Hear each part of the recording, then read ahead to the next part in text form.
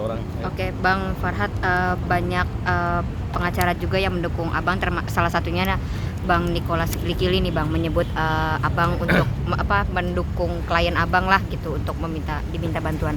Seperti Ya, apa saya Bang? ucapkan terima kasih. Saya lihat buat Bang Kamarudin Semenjuntak, kemudian Bang Niko Kilikili, ya. Kemudian ada beberapa lawyer yang saya nggak sebutkan namanya. Terima kasih luar biasa sekali ya. Karena menurut saya itu mengatakan bahwa sebenarnya orang sepemikiran dan sejalan dengan saya itu adalah orang baik gitu. Karena saya juga ingin berbuat baik dan saya tidak ada aneh-aneh, nggak ada yang macam-macam di sini. Semua logika analogi hukum yang kita narasikan di sini semua berdasar dan sesuai fakta. Kalau bicara tentang fakta, memang orang buta. Kemudian bicara donasi, memang yang didonasi ini langsung. Bukan donasi dari yayasan.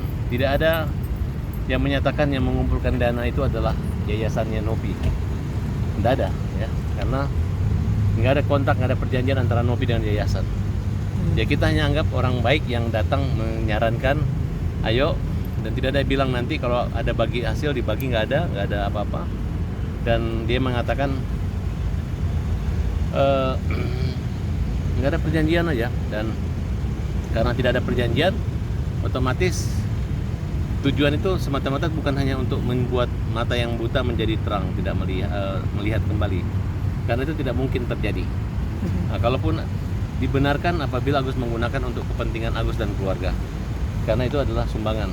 Bukan sumbangan ini buat mata Agus sampai nyala, kemudian nggak boleh dipakai, dikasih ke ibunya untuk makan, untuk tidak boleh sewa rumah atau tidak boleh rumah, nggak ada larangan seperti itu. Dan perlu diketahui bahwa itu uang belum digunakan untuk apa-apa. Itu uang 1,3 miliar sudah di Nopi dan yayasannya. Nah, jadi saya nggak bisa berdebat lagi, kecuali uang masih di kita. Bolehlah kalian negatif sama kita. Nah, harusnya kan negatifnya sama yang punya, yang menguasai barang gitu. Kenapa diambil? Padahal kalian tidak punya legal standing maupun kapasitas untuk menguasai uang itu. Kemudian sudah tahu diri lah, udah ribut, sudah saling dilaporkan, yang nggak akan ada layak lagi untuk menjadi ibu angkat. Dan tidak usah lagi pura-pura baik-baik, kami akan memperhatikan, kami baik sama Agus nanti begini. Itu menurut saya itu hanya kamuflase aja dan merupakan produk pencitraan, mau terkesan baik seolah-olah kita yang jahat, mereka yang tidak baik. Padahal sebenarnya dampak daripada semua ini adalah Agus yang tidak hanya buta mata, tapi sakit batinnya, sakit rohania, sakit fisikis, yang mana makin dihajar. Harusnya datangi Agus, lindungi dia, tutupin aibnya. Karena biar bagaimanapun awal proses ini adalah bukan saling membuka aib, tapi adalah untuk menutupi kekurangan ketidakmampuan Agus dalam finansial. Kalau sampai Agus yang minta donasi, ya nggak ada masalah. Namanya juga manusia ini juga makhluk peminta-minta kepada Tuhan. Anggap aja juga dia minta kepada Tuhan melalui rezeki rahmat Tuhan bagi orang-orang yang memiliki jiwa kasih, jiwa pengasih. Dan datanglah ke Agus yang selalu mengucapkan terima kasih kepada siapa saja yang menyumbang, dan tidak putus-putusnya doa dan syukur kita panjatkan kepada Allah Subhanahu wa taala bahwa Agus dan keluarga tanpa ada kalian tidak ada apa-apanya. Dan terima kasih pada negara yang memberi fasilitas BPJS. Dan apabila memang tidak masih bisa digunakan anggaran, akan digunakan. Inilah tahap yang kita lakukan dengan melakukan suatu laporan.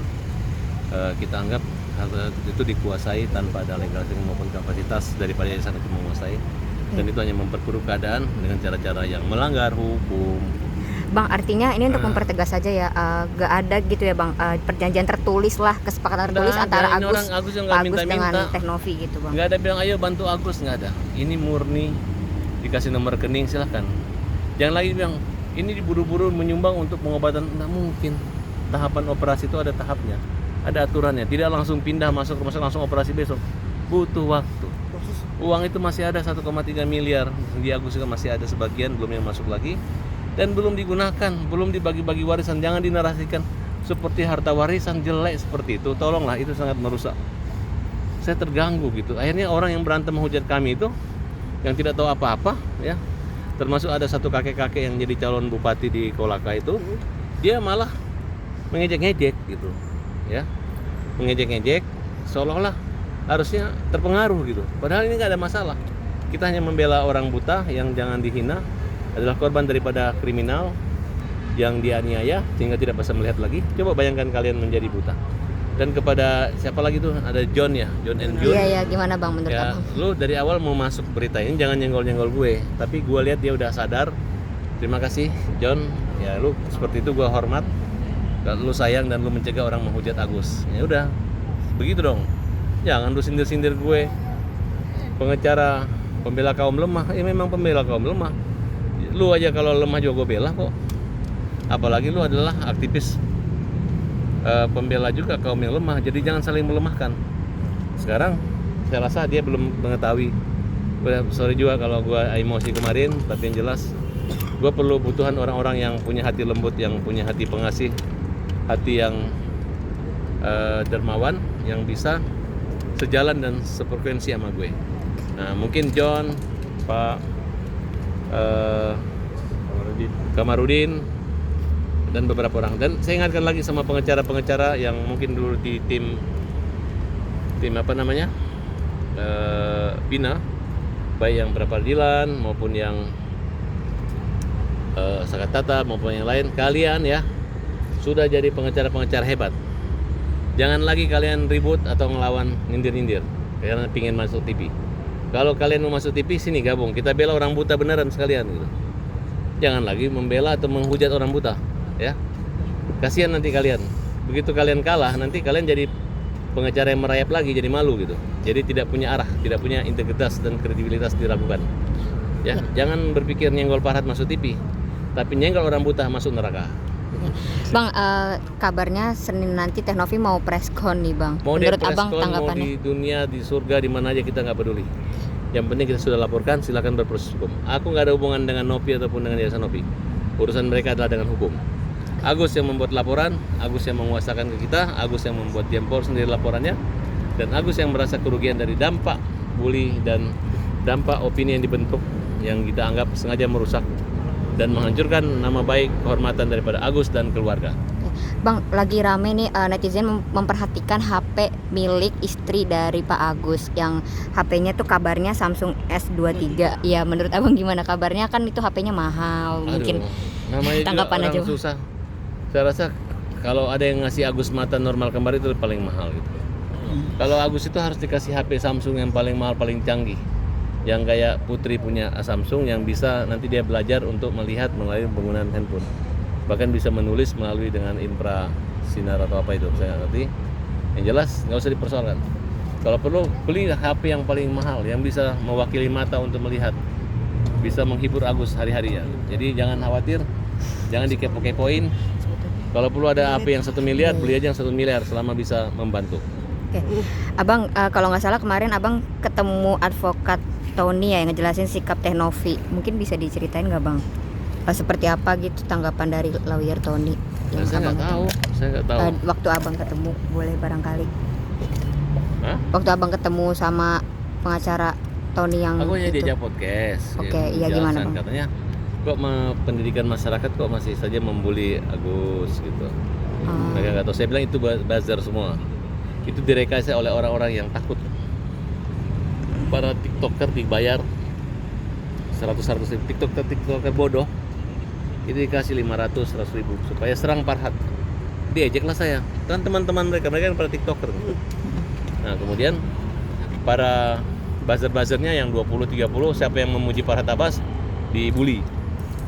Nah akun-akun yang nggak jelas itu hidup semua hanya untuk membela, ya biasalah gitu.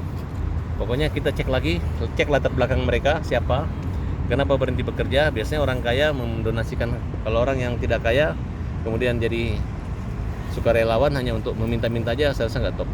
Jadi nanti apakah panti asuhan atau yayasan ini ada wujudnya atau hanya yayasan aplikasi yang tidak jelas bentuknya kemana, dicari di mana. Karena saya pusing juga, semua wartawan nanya alamatnya di mana, saya nggak tahu alamatnya. Saya nggak tahu surat kita nyampe atau tidak nyampe. Yang penting kita sudah membuat somasi. Nah, jadi untuk hal yang tidak jelas ya siap-siap aja.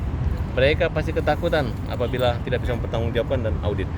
Gak usah, kalau sekarang saya siap audit. Mana? Sini audit. Mana? Udah tahu kan alamat Farhad Abbas?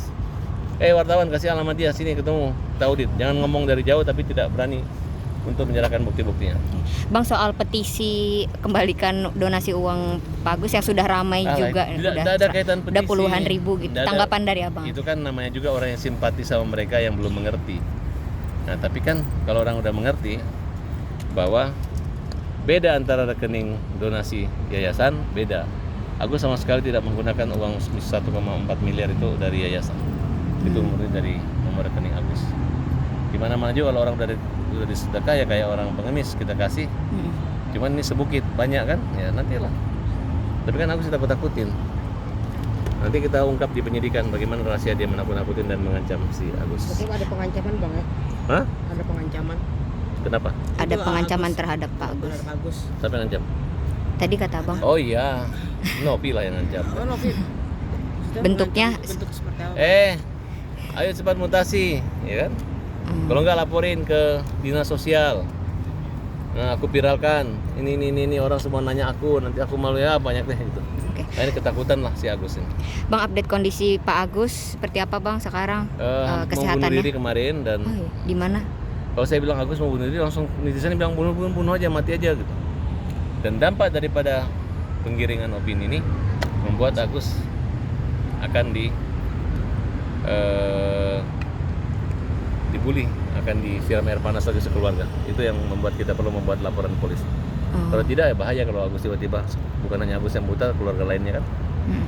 Dan mereka juga membuat petisi agar yang membutakan Agus dikeluarkan dari penjara. Wah, itu kurang ajar. Itu namanya netizen kurang ajar ya. Aku yang bilang netizen kurang ajar kalau kalian buat begitu. Kalian adalah penjahat yang sebenarnya.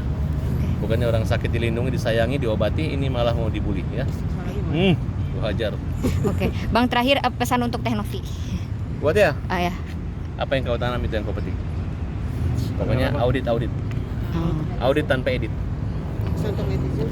Untuk netizen ini ada yang manusia, ada yang setan, ada yang hoax. Pokoknya pesan buat kalian, salam hajar, salam pukul. Pesan untuk Mas Agus. Farhad Abbas, pembela kaum lemah Pesan untuk Mas dan Agus. hukum jamin rakyat. Untuk Agus, Gus, walaupun lu nggak melihat, tapi orang memandang dan melihat. Walaupun tanganmu tidak meminta, ribuan jutaan tangan akan membantumu. Jangan pernah takut mati, tidak ada orang buta mati karena kelaparan. Karena orang buta itu dimuliakan. Walaupun tidak bisa melihat matahari, semua hati-hati baik akan membantu mengantar ke tempat kamu makmur dan sejahtera. Farhad Abbas. Betul nggak? Oke, siap. Benar bang. Benar kalau